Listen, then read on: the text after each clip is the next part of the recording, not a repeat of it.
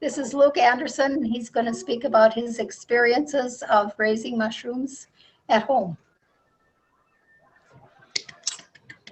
Thank you. I'm going to go through things kind of from my perspective with the stuff I got.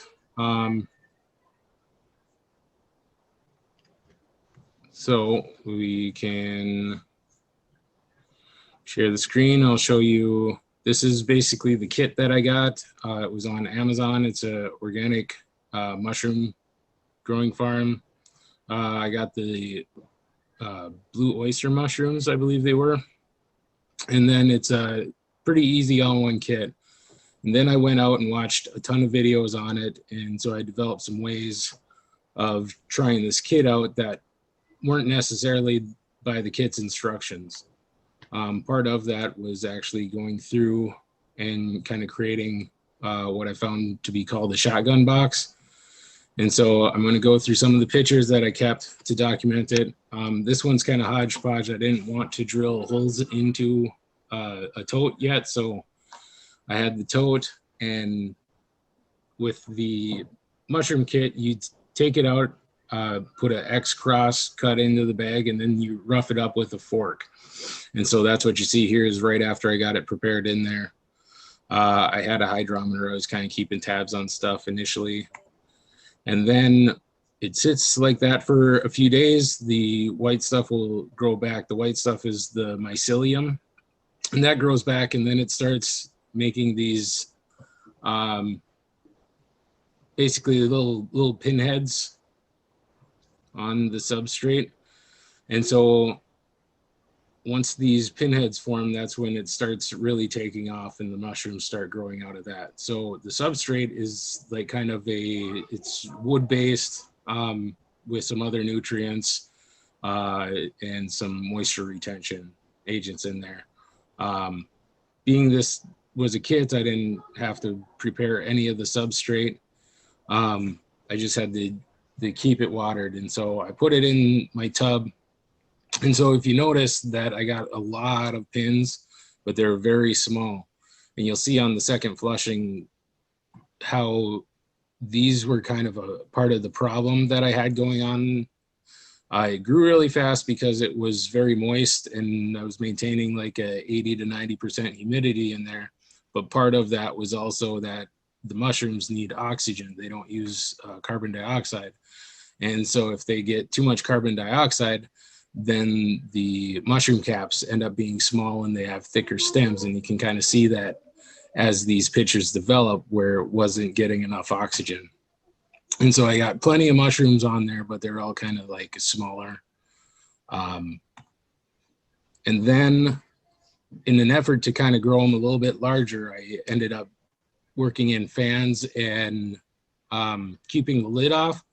And so you can see kind of the darkness that I ended up on these. I think they got a little dried out.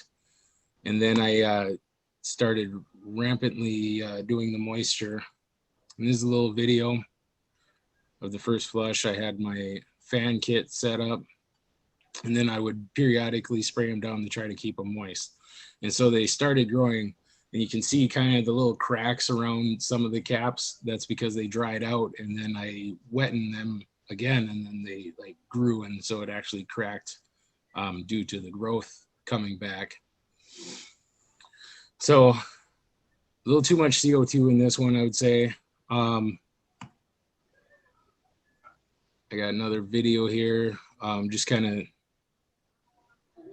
taking a look at everything. I kept light on it. The light isn't as necessary as I probably thought it was. Some of the things I did in my second flush were a lot different than what I did this first time. And you can kind of see those cracks, just in case of getting dry and then surging in growth again. So this was kind of, I believe this was the finished product about with these mushrooms. So you can see definitely a lot of cracking around there. They were kind of tough. They weren't growing in an ideal environment, as I learned later. But then they did turn into pretty good mushrooms, and I cooked them up and we had them with some steak tips. So then you take the block and you would soak it in a bucket of water or a little bowl of water again, and that starts the second flushing of the block. So it's a sawdust block. You just pull the first part off, and then you get a second flush after you soak in water. And I soaked it for a full 24 hours and then put it back in the tub. And so then it took about 3 weeks from the time I put it into the tub, which was January 6th is when I put it into the tub. And it was about 3 weeks before it started pinning in this fashion. So you can see where the mycelium grew back and then some pins formed. And then this is, so the second time I did this, I did drill holes in the box, and I redid the materials I kind of used. I had some rags and kind of hodgepodge materials. This one, I had shredded brown paper, basically brown paper bags shredded to just help retain moisture and keep it more moist. Yeah, if you look on videos online, a lot of the tubs set up in this fashion, they'll use vermiculite. Then the pins started going, and in a more oxygenated environment, and I really kept watering them. And then this one corner just really took off. And so this is a span of probably a 3-day period after they started pinning to where they really took off and developed larger, much more nice looking caps. And then they got very, very large. And so this picture was actually taken last night. And then what I would like to do now is switch back over to the video, and I'll push you back here a little bit and show you what I got going on here. So that last picture was taken the night before. So I've got my box. And so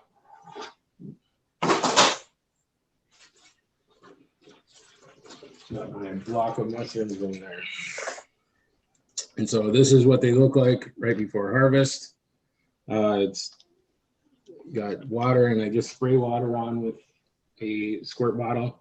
I just use spring water, basically from the store.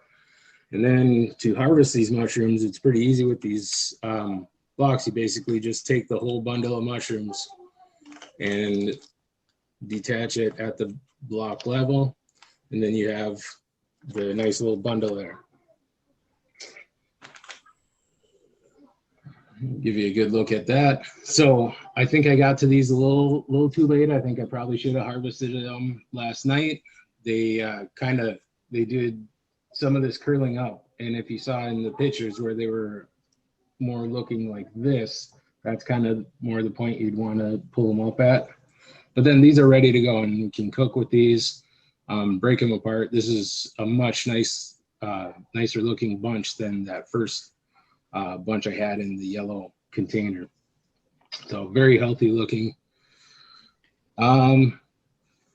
Then I'll show you, so my tub is just a standard Sterilite tub, and we've got a piece of tin foil in the bottom. I think that's just more to help produce a barrier. And then I've got just newspapers or shredded brown paper that I just hand shredded, and then that just helps keep the moisture. In my case, I mean, vermiculite's probably the better option if you want to spend money, but I was just kind of using what I had around. And so this was my second flushing on this block. This block also produced that first bunch that were in the pictures, all off of that little $15 block from Amazon. And then I wanted to check out how much we got here. The first time, I think I got 4 ounces of mushrooms, and then this bunch runs about 2.2 ounces. So that would have been 6 ounces off of that block, which was just the mini block. So did I get everything covered there? Do you have some questions? You answered almost everything I had down here. In your searching around, were there any different kinds of mushrooms besides this kind that you grew? I started with the blue oyster. Everything I read, the oyster mushrooms of any variety are more robust. They're easier to grow. As you could see with the first flushing I did, they're very much more tolerant to kind of bad behavior or some kind of back and forth with that stuff.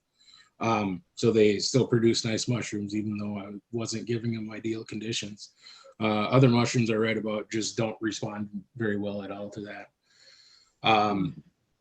But there's blue oyster, pink oyster in the kits that I have found, and I've found many more kits since then. What did you use to get your information, I guess? Where did you go? Any specific sites? So probably the easiest way to go is I did a lot of YouTube videos. And one of the best ones I found were, this guy did a blue oyster mushroom kit. And I believe his video should be pretty easy to find.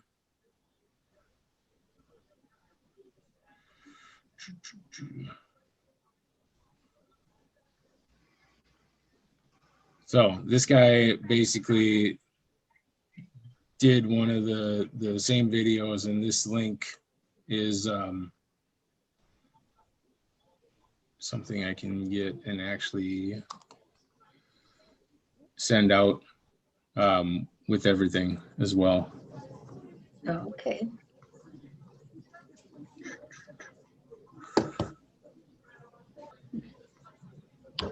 And if you just copy and paste that link, that's actually kind of the guy I followed with this kit specifically. Okay, very interesting. Yeah, I think you covered almost everything. I'll let you know if we have any different questions after everybody else watches. So. Cool. Okay.